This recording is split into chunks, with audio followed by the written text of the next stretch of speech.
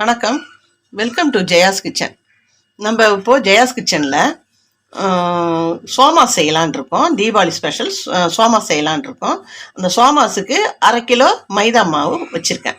இந்த 1/2 கிலோ மாவில் என்னென்ன கலந்து நம்ம சோமாஸ் செய்யலான்றதை பார்க்கலாம் வாங்க. இது பேஸுக்கு மாவு, இது மேல் மாவு. அந்த மாவுக்கு கொஞ்சமாக சால்ட் சேர்த்துக்கலாம். உப்பு அதிகமாக சேர்க்கக்கூடாது. இதில் 1 ஸ்பூன் நெய் போட்டுக்கலாம். இப்போ இதை நல்லா கலந்து விட்டுக்கணும். இந்த நெய் அந்த சோமாஸ் மேலே இருக்கிற அந்த சோமாஸ் மொறுமொறுப்பாகவும் சாஃப்டாகவும் கொடுக்கும். அதுக்கு தான் நெய் போடுறோம். நம்ம நெய் போடாமலும் செய்யலாம். இந்த உப்பும் நெய்யும் நல்லா கலந்து விட்டாச்சு. நல்லா எல்லா மாவுலையும் படுற மாதிரி கலந்து விட்டாச்சு. இப்போ கொஞ்சம் கொஞ்சமாக தண்ணி ஊற்றி சப்பாத்தி மாவு பதத்துக்கு பிசையணும். இப்போ கொஞ்சம் கொஞ்சமாக தண்ணி விட்டு பிசைஞ்சிக்கலாம்.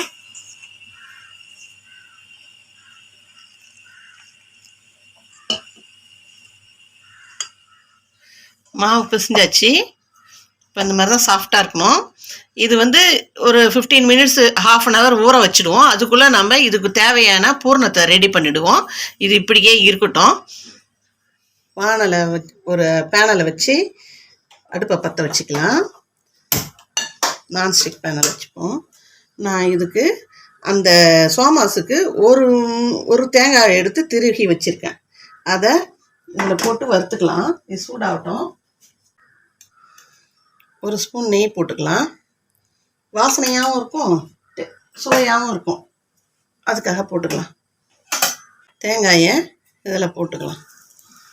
போட்டு நல்லா கொஞ்சம் பொன்னிறமாக வர வரைக்கும் வறுத்துக்கலாம். ஏன்னா ஒரு 10 நாள் வச்சு சாப்பிட்ணோன்னா இந்த மாதிரி வறுத்து செய்தால் தான் நல்லாயிருக்கும். இப்போ இதை நல்லா வதக்கியாச்சு. இது இப்படியே இருக்கட்டும். இது கூட என்னென்ன சேர்க்கலான்றதை பார்க்கலாம் வாங்க. இந்த அடுப்பை சிம்மில் வச்சுட்டு இதால் 1 கப்பு மெஷரிங் கப்பால் 1 கப்பு பொட்டுக்கடலை எடுத்திருக்கேன். இதை கொஞ்சம் கொரகொரப்பாக அரைச்சிக்கலாம்.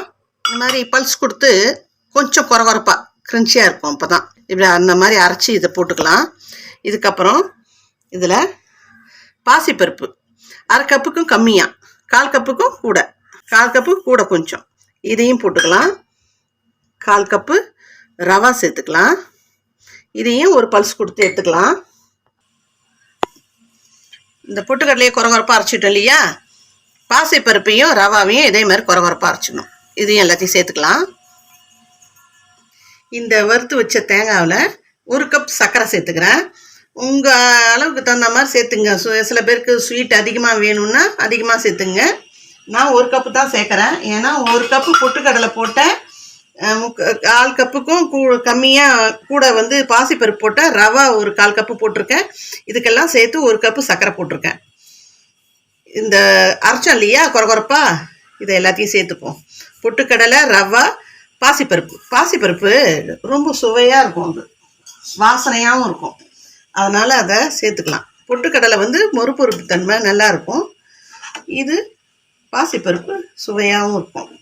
அதனால தான் அது சேர்ப்பேன் நான். இதை அப்படியே கலந்துக்கலாம். அடுப்பை கொஞ்சம் சிம்மாக வச்சுட்டு கலந்துக்க வேண்டியதான். இது ஏற்கனவே நம்ம தேங்காய் நல்லா வறுத்து வச்சுருக்கோம். இப்போ இது கூட முந்திரி, திராட்சை நான் சேர்த்துக்கிறேன். இஷ்டப்பட்டால் சேர்த்துங்க, நான் சேர்த்துக்கிறேன். இதில் முந்திரியை நான் க்ரஷ் பண்ணி வச்சுருக்கேன். அது அந்த இதையும் கொரகொரப்பான்ற மாதிரி க்ரஷ் பண்ணி வச்சுருக்கேன். அந்த மாதிரி சேர்த்துங்க. இது கூட கொஞ்சம் ஏலக்காய் பொடி வாசனைக்கு. அவ்வளோதான், பூர்ணம் ரெடி. இனிமேல் சோமாஸு சுட்டலாம். எடுத்து வச்சுட்டு மாவு இப்போ பார்ப்போம். பாருங்கள், சாஃப்டாக இருக்குது பாருங்கள். நான் செய்து ஒரு ½ அன் ஹவருக்கு மேலே ஆகுது. இப்போ இதுலேருந்து சின்ன சின்னதாக உருட்டி எடுத்துக்குவோம். ரொம்ப பெருசாலாம் உருட்டக்கூடாது, ஏன்னா மொத்தமாக உருட்டக்கூடாது. சின்ன சின்னதாக உருட்டிக்கலாம். இந்த மாதிரி உருட்டி எடுத்துக்கலாம். ஈஸியாக இருக்கும் சீக்கிரம் போடுறதுக்கு. கொஞ்சம் மாவு தொட்டு இது பண்ணுறதுக்காக வச்சுக்கலாம். இந்த மாதிரி ஒரு வச்சுட்டு நைஸாக திரட்டணும். ரொம்ப திக்காலாம் தட்டக்கூடாது. சப்பாத்திக்கு தட்டுற மாதிரி தட்டக்கூடாது, அதை விட நைஸாக தட்டணும்.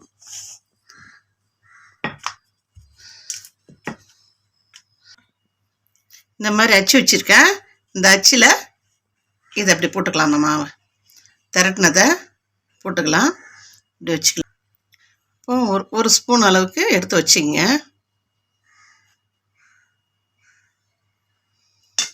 வச்சுட்டு அப்படியே க்ளோஸ் பண்ண வேண்டியதுதான். இப்படி க்ளோஸ் பண்ணிவிட்டு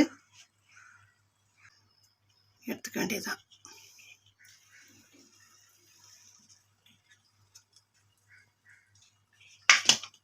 சோமாஸ் ரெடி ஆகிடுது.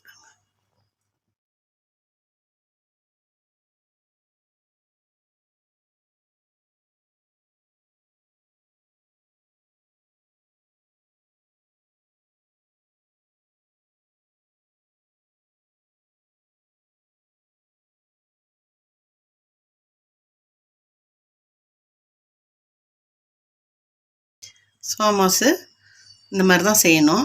அச்சிலே போட்டு எடுத்துக்கலாங்க. இன்னொன்று ஸ்பூனில் வச்சு வெட்டி ஃபோல்டு பண்ணி இது பண்ணுறதெல்லாம் ரொம்ப நேரம் ஆகும். இந்த மாதிரி அச்சு ஒன்று வாங்கினீங்களா, ஈஸியாக போட்டுடலாம். இதே மாதிரி எல்லாத்தையும் போட்டு எடுத்துக்கலாம். போட்டு எடுத்துகிட்டு அப்புறம் எண்ணெயில் பொரிக்கலாம். எண்ணெய் காஞ்சிடுது. இப்போ செய்து வச்சது சோமாஸ் எல்லாம் அப்படியே போட்டுக்கலாம்.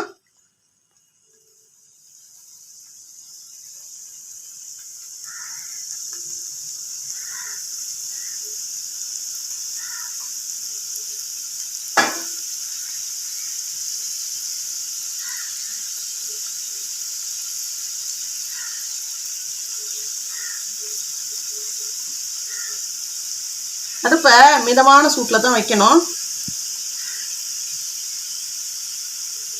ஏன்னா போட்டதும் கருகிடும். பூரி சுடுற மாதிரி தான் இதுவும்.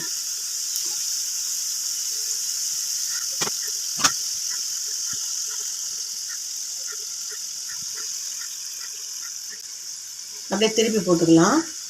ஒரு 2 நிமிஷத்துக்கு ஒரு தடவை திருப்பி போட்டுங்க. அப்போ தான் ஈவனாக அந்த கலர் வரும். இல்லாட்டினா ஒரு பக்கம் கலர் வரும், ஒரு பக்கம் கலர் இருக்காது. ஒரு 2 நிமிஷத்துக்கு ஒரு தடவை மாற்றி மாற்றி திருப்பி விட்டுக்கணும். பாருங்கள், எல்லா பக்கமும் ஒரே மாதிரி இருக்கு பாருங்கள். இப்போ எடுத்துக்கலாம். இப்போ தான் எடுத்துக்கணும்.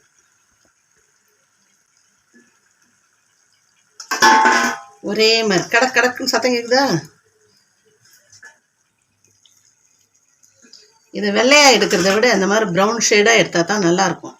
நல்லா கிறிஸ்பியாக இருக்கும், டேஸ்ட்டும் இருக்கும் உங்களுக்கு. அதனால் இந்த மாதிரியே செய்து பாருங்கள். வெள்ளையாக இருக்கணும்னு நினைக்காதீங்க. இந்த மாதிரி எடுத்து சாப்பிட்டா தான் நல்லாயிருக்கும். வெள்ளையாகவும் எடுக்கலாம், அதனால் ஒன்றும் இது கிடையாது. ஆனால் இதுதான் நல்லாயிருக்கும். நான் இப்படி தான் செய்வேன். நீங்களும் இதே மாதிரி செய்து பாருங்கள். இதே மாதிரி எல்லாத்தையும் சுட்டு எடுத்துக்கலாம். உருட்டி வச்சுருக்கிறேன், எல்லாத்தையுமே போட்டு எடுத்துக்கலாம்.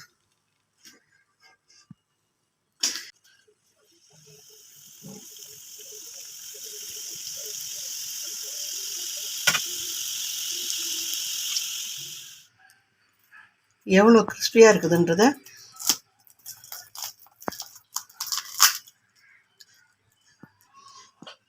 இதுக்குள்ளே வச்ச அந்த பூர்ணம் வந்து ரொம்ப டேஸ்ட்டாக இருக்கும்.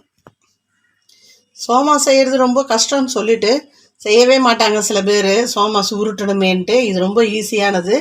இந்த ட்ரெடிஷ்னல் இது ரெசிபி இது.